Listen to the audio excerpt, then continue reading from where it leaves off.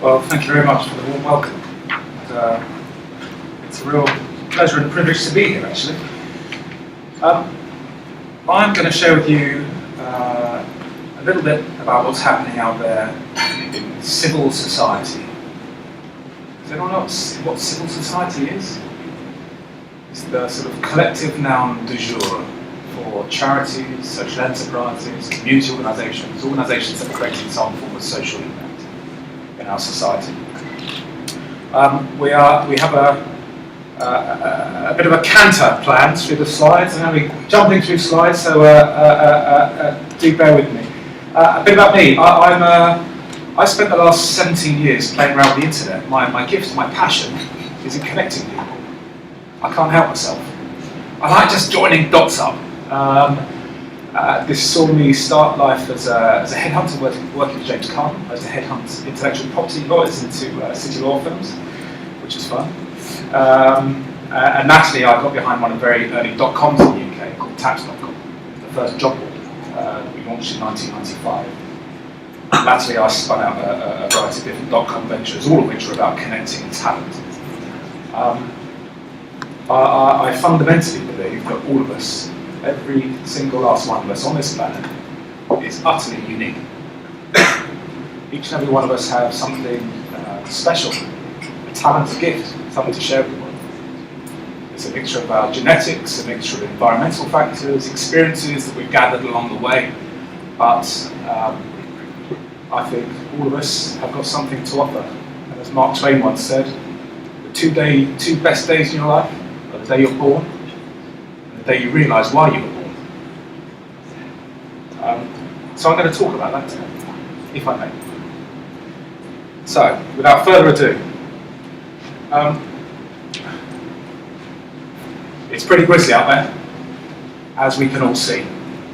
We have social, environmental, economic challenges, a million young people unemployed, the manifestation of which won't actually hit us for arguably for 10, 15 years. But we have some pretty significant issues that we all face as a society in the 21st century. Now, if you look at the operating landscape, the environment, back to civil society.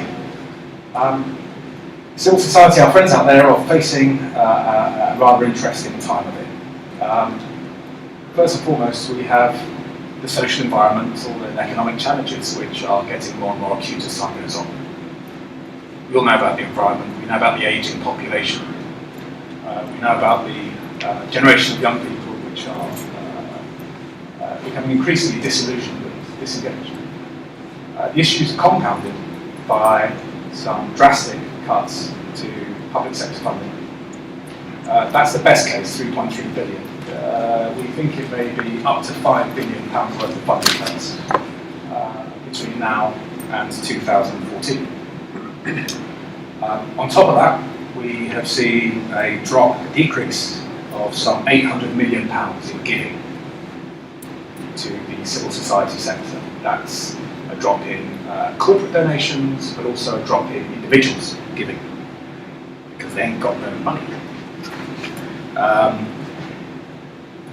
This has resulted in a 10% reduction in headcounts across the sector, which currently employs around about 1.1 million people. We've got 870,000 charities in the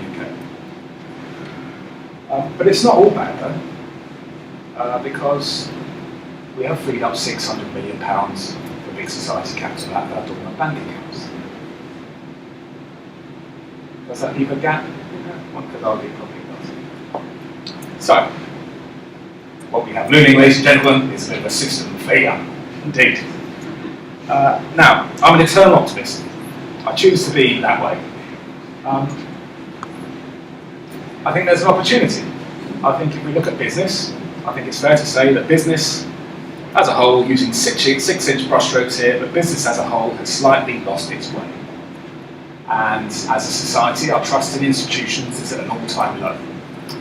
We've got MP scandals, we've got phone hacking, we've got libel.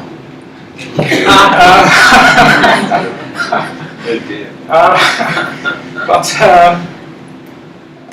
I think we need to acknowledge that the business community has to rebuild trust amongst its various stakeholders.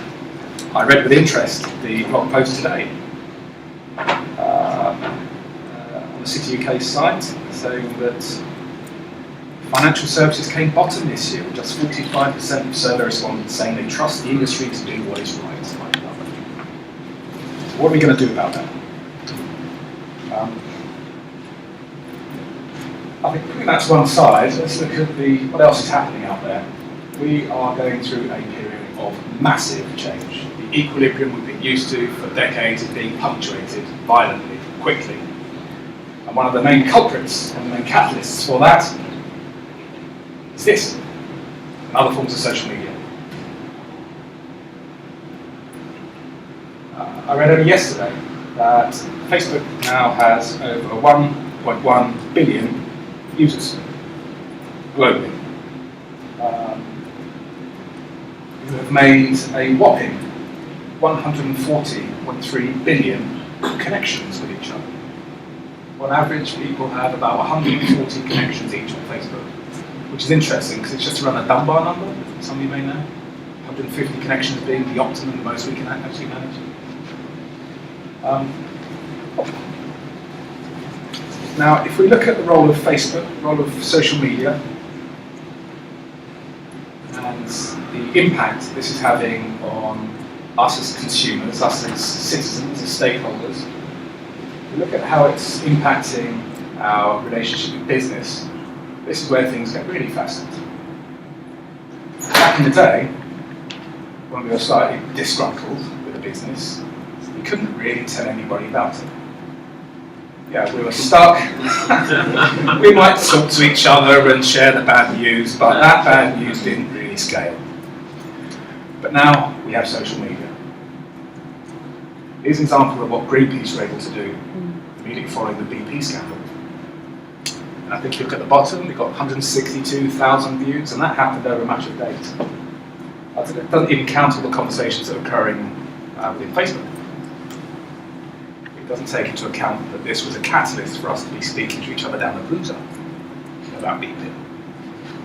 But needless to say that reputational capital that organisations are able to either create or maintain within the social space is going to be one of the big challenges we face as the business community. Because now more than ever, we've got to start rebuilding this. I think if you look at the younger generation who are incredibly brand savvy, we need to think of very creative ways that we can start to engage young people to think positively about our brand. That's not going to happen overnight automatically. This is no longer about a very glitzy, snazzy corporate responsibility statement. It's going to be about the stories that you as a business or you as individuals that work within business are able to tell to your friends, to your peers, to your family, that they're able to share with their friends, their peers, their family. So how do we go about doing this? Well, if we go back to the challenges that civil society face, there's a huge opportunity. I would say that because I'm an optimist. I'm a trustee of Unlimited. Unlimited is the foundation for social entrepreneurs. We have an endowment of £120 million. Used to be worth a bit more. Took a bit of them in the last couple of years, but there you go. And it was endowed for the lottery, and we fund 1,000 social enterprises every year. We give people money to help them take their innovation, their social innovation, out to their communities and out to scale. We've funded 10,000 entrepreneurs thus far. The amount of innovation out there that's occurring on our doorsteps is insane.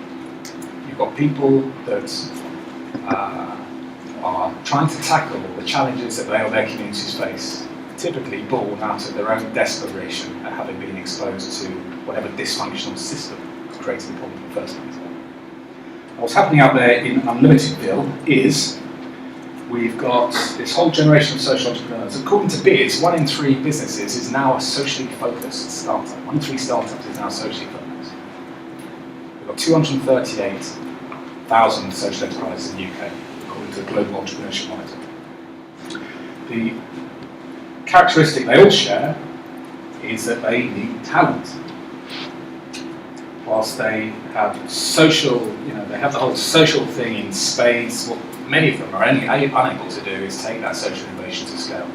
They lack the technical capability, the leadership capacity, the management understanding, the commercial experience can also go on a bit of a journey, which is where you come. The operating landscape for charities and social enterprises is changing really quickly. The policy landscape is becoming more amenable to civil society organisations. As we know, the finance is starting to open up, but the talent remains a key element. Now, I think we can acknowledge that corporations are actually just people. Put the legal entity aside, we're just a bunch of people, right?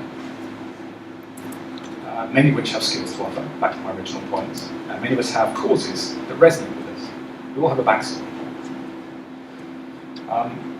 I think wanting to give, wanting to share, wanting to be part of something, to make things better is innate. It's very much the part of being human. Who can forget the roar that went up during the Olympics? How much we celebrated that, the notion of giving, without expecting to receive. I think we all have this in us.